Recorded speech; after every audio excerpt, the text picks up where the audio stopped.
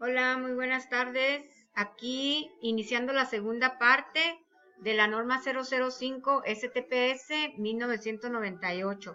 En este caso, lo único que hice fue actualizar las normas y asegurar que estuvieran las vigentes. La única que tengo duda es la 021 porque generalmente ya estadísticas casi no manejamos, excepto cuando presentamos hacia la gerencia.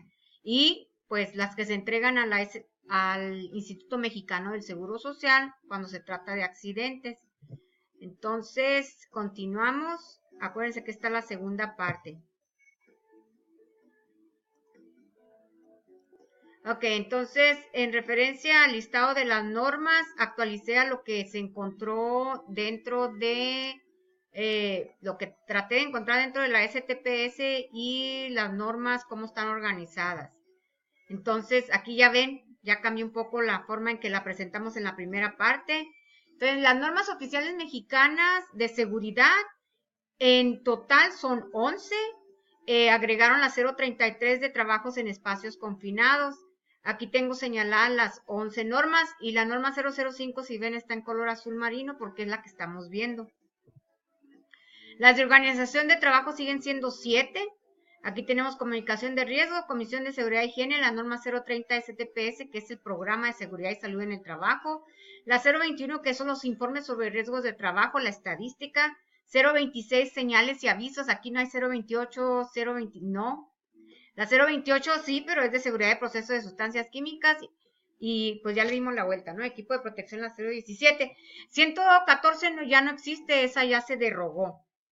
De higiene son 8, tenemos la de 7 son de agentes físicos, una es de agentes químicos, que es monitoreo de sustancias químicas.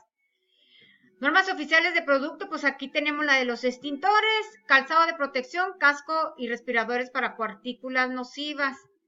Normas específicas, tenemos aquí las de equipo y maquinaria agrícola, minas subterráneas de carbón, actividades de higiene y actividades en actividades agrícolas, minas, ferrocarriles, aserraderos. Ok, entonces estábamos hablando nosotros del ciclo de una sustancia química. Ahorita van a ver otro diagrama que yo puse sobre el ciclo de una sustancia química, dependiendo en dónde lo estamos utilizando y cómo estamos viendo el uso de esa sustancia. Y puse una definición de procurar. Cuando hablamos de procurar, procurement, lo que es en inglés, procurement trata de ver todo lo que es la compra de esa sustancia química. Compra, cómo involucra a compras, cómo involucra al departamento que lo va a adquirir, cómo involucra a almacén cómo lo va a recibir, bajo qué condiciones lo está recibiendo. Entonces, procurar es todo un ciclo de todos los que están involucrados en la compra, el proveedor en qué manera está involucrado y qué me va a entregar a mí.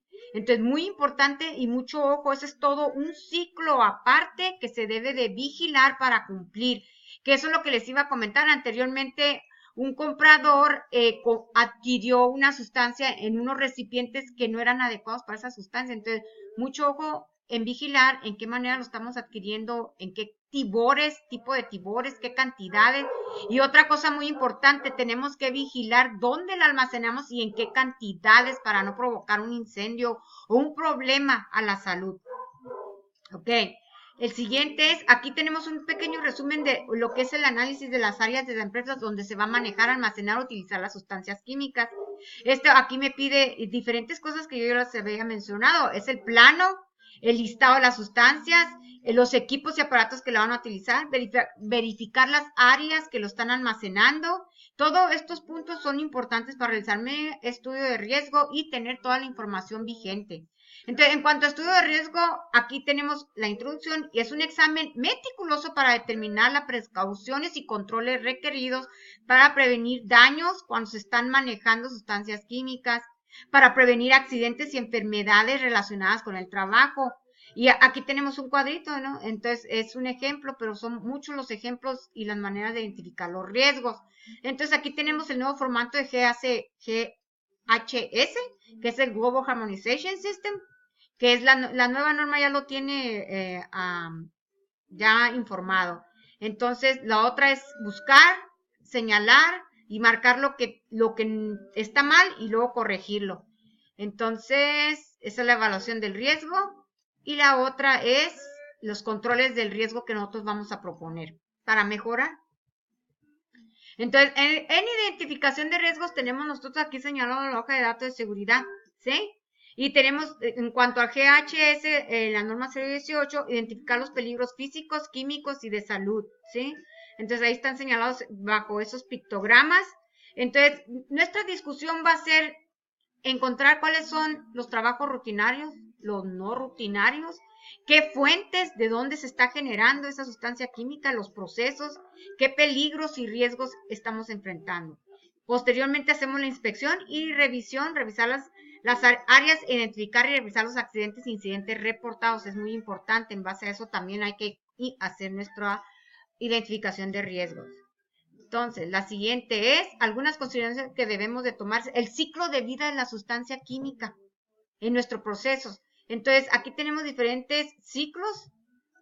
Todos son en el uso y ya en el trasvase y otro a dónde va a ir a dar, de dónde viene. Son diferentes ciclos, pero el que nos más debe de importar es dentro de mi proceso, qué ciclo de vida tiene esa sustancia química.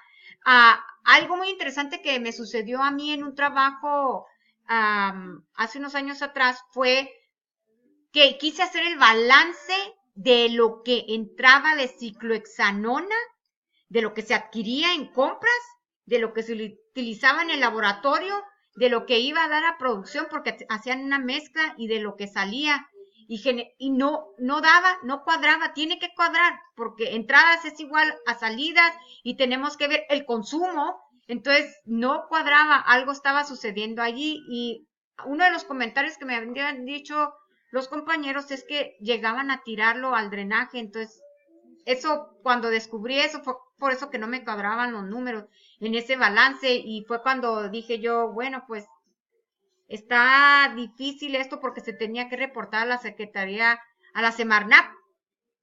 Entonces, mucho ojo con eso y mucho cuidado cuando se está manejando las sustancias químicas.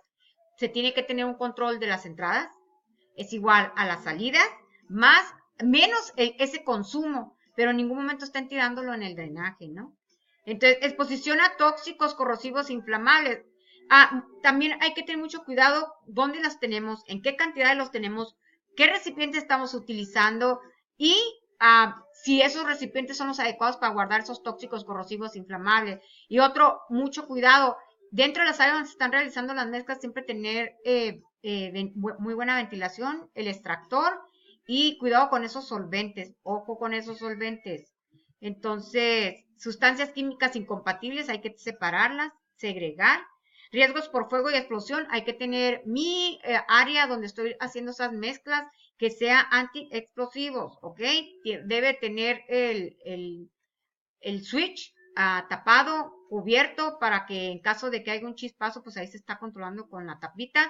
Los almacenes donde voy a estar guardando mis recipientes, que estén aterrizados y estén de acuerdo a las normas para tener esos recipientes y ese almacén, gabinete adecuado a la sustancia.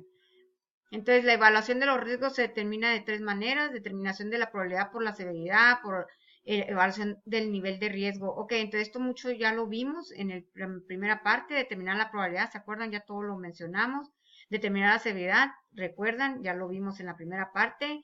Evaluar el nivel de riesgo, pues era nada más la multiplicación del RPN por el nivel de severidad, por el nivel de probabilidad, y nos va a dar. Y las propuestas de nosotros, ¿qué recomendación vamos a hacer a esas acciones que encontramos? Almacenamiento de material, tenemos que tener cuidado. Entonces vimos nosotros que el contenido, vimos el campo de aplicación, nos vamos a ir rápido ahorita. Las referencias, y ahí vamos a corregir esos 0.27, 0.28 ya no son las mismas normas. Vimos algunas definiciones en la primera parte. Centro de trabajo, espacio confinado, autoridad de trabajo, definiciones, las responsabilidades del patrón, las responsabilidades también del empleado. Vimos los requisitos que nos está pidiendo la norma, requisitos generales, el programa específico, separar las sustancias inflamables, corrosivas, irritantes, tóxicas y explosivos, ¿sí? Entonces, aquí tenemos los 7 requisitos administrativos para el proceso. Es el estudio de riesgo que mencionamos ahorita. ciclos de la sustancia química que mencionamos ahorita. Aquí lo estamos repitiendo. Okay. Un momento. Como les había mencionado, este es el método T-Find. Este es el que generalmente utilizamos aquí en México porque es el más accesible dentro de la red para poder bajar. Más aparte es el más sencillo de manejar.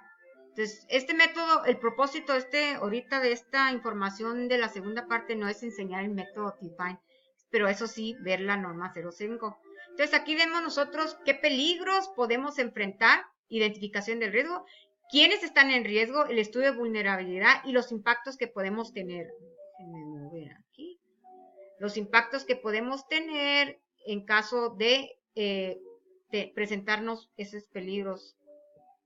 Entonces, el almacenamiento de material, de las sustancias químicas.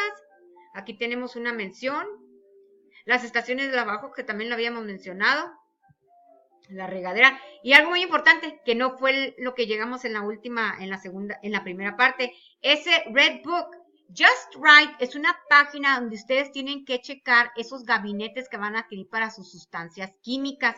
Mucho ojo, vamos a tener que tener una tercera parte. El Red Book está completo y te explica cómo están separadas las gabinetes amarillos, rojos, azules para diferentes tipos de riesgo. Les mencioné estos en la parte 1, pero lo más importante es estos gabinetes. Esos gabinetes nos indican a nosotros y nos ayudan a controlar en caso de un incendio, ¿sí? Aquí están todos los puntos que se deben de revisar para asegurar que ese gabinete fue instalado de acuerdo a la NFPA. La OSHA también es un cumplimiento que pide la OSHA y FM Global ha hecho estudios de estos gabinetes, entonces sí ayudan a prevenir, a controlar el incendio en caso de que hay una chispa allá adentro. Entonces, muy importante saber instalarlos y colocar todas las piezas importantes, ¿sí? Aquí está una manera de hacer un trasvaso de las sustancias inflamables. Ahora, mucho ojo que debemos de tener de cobre todos los aditivos que se colocan dentro de ese tibor. Mucho ojo, importante checar esto, tener al especialista en sustancias químicas que verifique que cuenta con todo esto. Esto es de parte del análisis del estudio de riesgo. Entonces, aquí faltó. A ver. Algo importante, me lo estoy brincando, a ver, vamos a ver aquí. Bueno, aquí en este caso me voy a brincar al punto número 8 de la norma 005, que es el programa específico de seguridad e higiene. Y los puntos que nos pide, hoja de datos de seguridad, tenemos que cumplir con las hojas de datos de seguridad y el proveedor nos las tiene que entregar en cada vez que nosotros nos llega un nuevo cantidad de sustancia química. Acuérdense, es la norma 018 y es el GHS, el Global Harmonization System, que se está ya implementando. Entonces, procedimiento de limpieza y orden.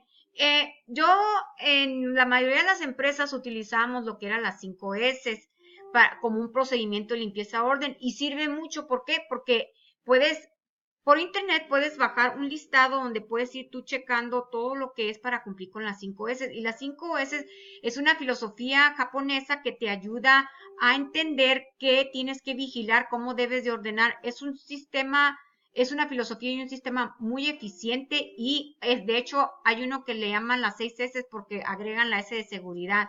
Entonces es muy importante implementarlo dentro de sus áreas. En procesos de producción también se ha implementado y mis respetos para las personas que lo practican.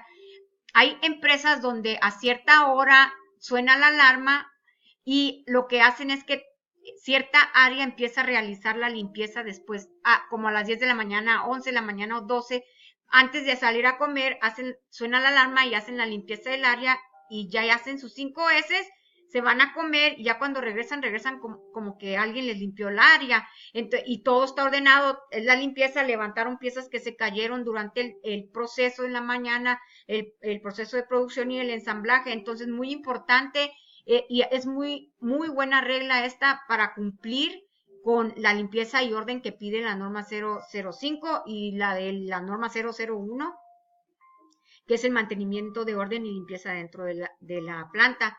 Entonces, yo la recomiendo esa y el uso. Las cantidades máximas de gasolina que se deben tener en las áreas